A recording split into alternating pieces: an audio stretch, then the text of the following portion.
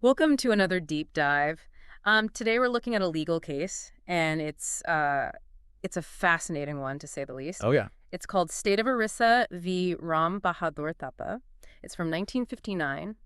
And, it's often called the ghost case for reasons that will become very clear. Right. You sent over some really interesting articles about this case, and I'm excited to dig in. It's a really interesting case. Yeah, so we're going to break down all the details of this case for the listener piece by piece. And we'll look at the legal arguments, of course, and how cultural context played such a critical role in the final verdict. Yeah, and how beliefs can really shape our actions. Absolutely. So to set the scene, we need to go all the way back to 1958 to a small village in India called Rosgovinpur. Okay. And we're talking about an abandoned airfield, overgrown, desolate, and it was shrouded in these rumors, and not just any rumors of ghosts. Right. And the local Adivasi people, they were absolutely convinced that this place was haunted. And it wasn't just like, a scary story that they told kids. Mm-hmm. It was a deeply ingrained belief in their culture. Yeah, imagine that, like, those stories being passed down through generations. Generations, yeah. And the fear, like, woven into the fabric of this entire community. Right. So now enter our main players this story. Okay. We've got Jagat Bandhu Chatterjee. He's a businessman. And then we have his Nepali servant, Ram Bahadur Thapa. Okay. And then we have a tea stall owner named Krishna Chandra Patro. Interesting. And so you've got, Jagat and Ram and Krishna. They're a little bit more skeptical than the Adivasi people. They're more city folk, Right. right? And so curiosity gets the better of them. And one Tuesday night, and apparently Tuesday night was like prime ghost sighting night, if you believe the rumors. Oh, wow. They decided to investigate. Oh, no. I know, right? What could go wrong? So picture this scene. It's dark. There's whispers of wind through the grass. Spooky. And they're venturing out into this unknown. So there they are, hearts pounding, torches in hand, and they see figures moving in the shadows. I know. It's giving me goosebumps. I know.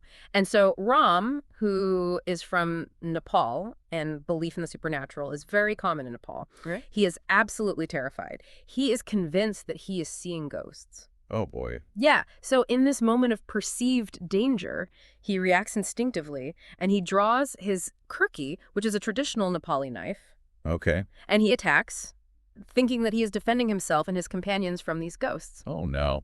This doesn't sound good. It doesn't sound good because it's a case of mistaken identity with tragic consequences. Oh, my gosh. Yeah, the figures were not ghosts at all. They were local Adivasi women who were collecting moa flowers under the cover of night. Oh, it's so sad. I know. So one woman, Geli Machiani, is tragically killed, and then two other women, Ganga and Sonia Machiani, are seriously injured.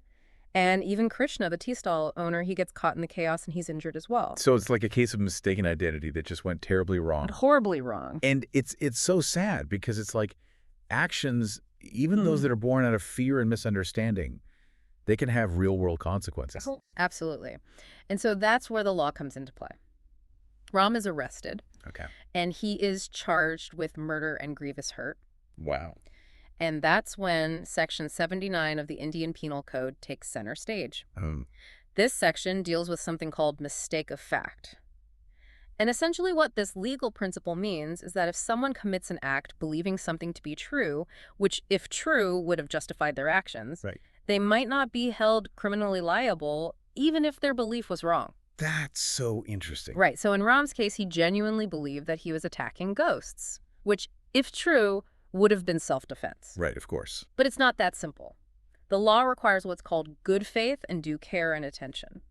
So you can't just say like, oh, I thought it was a ghost and get away with it. Exactly. It's not enough to just claim that you were mistaken. Your actions have to be considered reasonable given the circumstances. So that's where like the cultural context really comes into play, right? Exactly. So the court looked closely at this widespread belief in ghosts in that area, even among educated people like Ram's employer and landlord. Everyone seemed to believe it. Everyone believed it. And so the fact that everybody, even people familiar with this area, shared in this belief, it played a significant role in the court's understanding of why Ram might have genuinely made this tragic mistake. It's like their shared belief almost created this environment where something like this could happen. Exactly. Wow. Yeah. It really is a fascinating case. It really paints this picture of a community where belief in the supernatural is just so ingrained.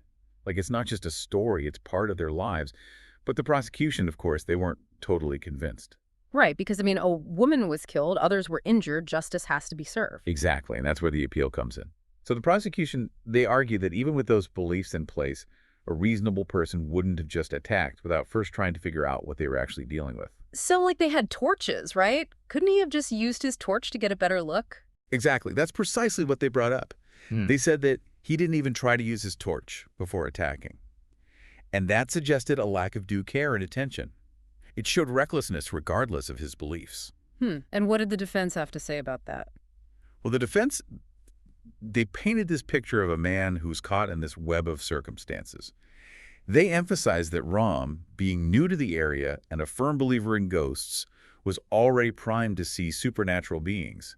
It's almost like he was set up to misinterpret the situation. Especially since they went out there looking for ghosts. Exactly. They were expecting to see them. Yeah. And the defense also pointed out that even Ram's companions, who were familiar with the area and familiar with the local beliefs, they initially shared his perception. Yeah. At least for a moment, they also thought they were seeing ghosts. So they're basically saying, look, everyone on that airfield was convinced they were seeing ghosts. So you can't really fault Ram for reacting the way he did in that moment of perceived danger. That's a great way to put it. They argued that his actions were a direct result of the environment, the shared belief, the heightened emotional state that they were all experiencing. It's almost like this collective hallucination fueled by fear and cultural conditioning. Right. Wow, that really puts a new spin on things. So the court had to weigh these cultural factors against that legal requirement for due care and attention. That must have been a really tough decision. Really tough. Yeah. It was like a legal and moral tightrope walk. Yeah. So the high court, they acknowledged the prosecution's points. They recognized that in a different context, more caution might have been expected. Okay, so they were open to the idea that he had some responsibility. Absolutely. Mm-hmm. But they emphasized that due care and attention has to be assessed in relation to the individual's capacity, their intelligence, and the specific circumstances of the events. And they dug deep into legal precedents. They brought up the Emperor v. Abdul Wadud Ahmed case, which highlighted that the standard of care isn't one size fits all. It varies based on who the person is and what's happening around them. So they're essentially saying, we can't hold Ram to the same standard as, say, a trained detective investigating a potential crime scene. Precisely. And then, of course, there's that crucial element of the cultural context. They recognized the profound influence of the local beliefs in shaping Ram's perception and his actions. And they even noted that had Ram been more skeptical and had he used his torch, the tragedy might have been avoided.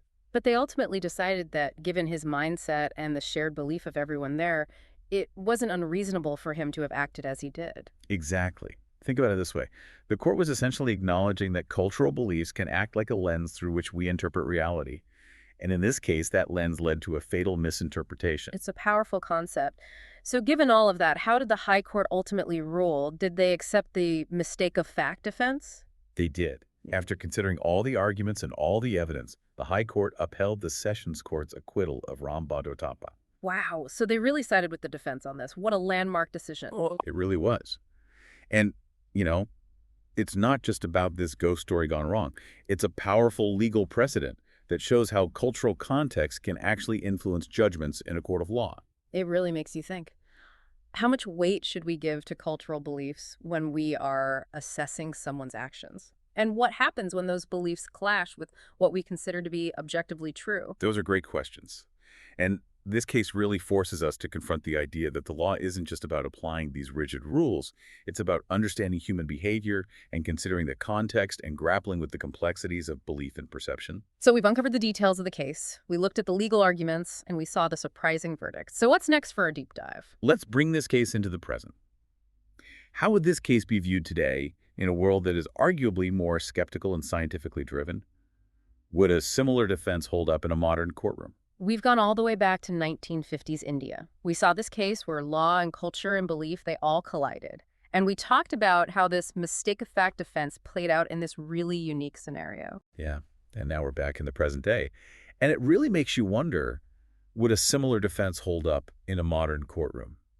Have our views on belief and perception and responsibility, have they changed enough that this case would be judged differently today? I think so, right? We live in a much more scientifically driven world. At least that's how it seems. Belief in the paranormal is definitely met with a lot more scrutiny these days.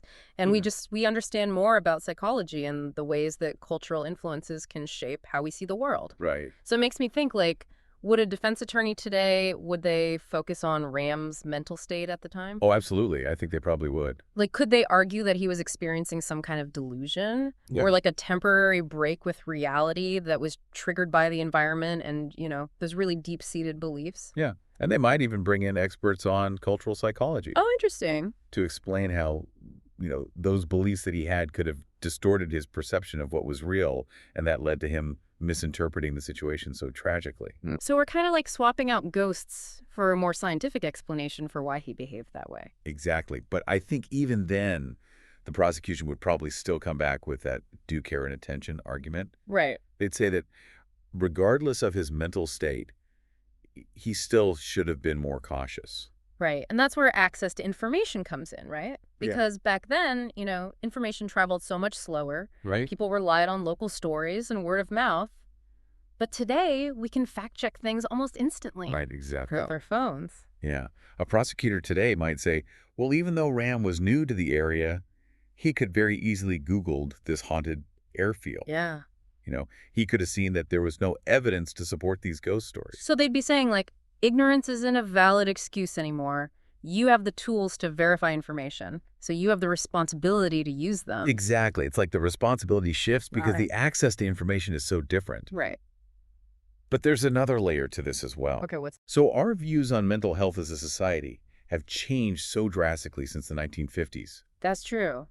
Back then, mental health wasn't really widely understood or even discussed. All right. And now there's a much greater awareness of things like anxiety or PTSD or even, temporary psychosis. Right. So a modern day court, they would probably scrutinize Ram's mental state a lot more closely. Yeah, definitely. Like they might call in experts to evaluate whether or not he was truly experiencing a break from reality. Absolutely. They'd want to understand the full context of his actions and take into account not just those cultural factors, but also his individual psychological state. Wow, it's amazing how just this one case can spark such a complex conversation. It really It is. makes you really see how much our understanding of human behavior and culture and even the legal system itself, how much it's all evolved. Absolutely. And it reminds us that, the law is constantly changing too. It adapts to our changing understanding of the world, our values, our scientific knowledge. So are we saying that Ram would definitely be convicted if this case happened today? Not necessarily. Yeah. It would still depend on the specific facts of the case and how strong the arguments are on both sides. Yeah. And ultimately, it comes down to the jury's interpretation of the evidence. But it seems like the legal landscape has definitely shifted since then. The mistake of fact defense, while it's still valid, it might be viewed with a lot more scrutiny. I think so. And the role of mental health in shaping someone's actions, that would definitely be a focal point. For sure. So this case, as unusual as it may seem, it reminds us that, this intersection of law and culture and individual belief, it's complicated and it's always evolving. It really is.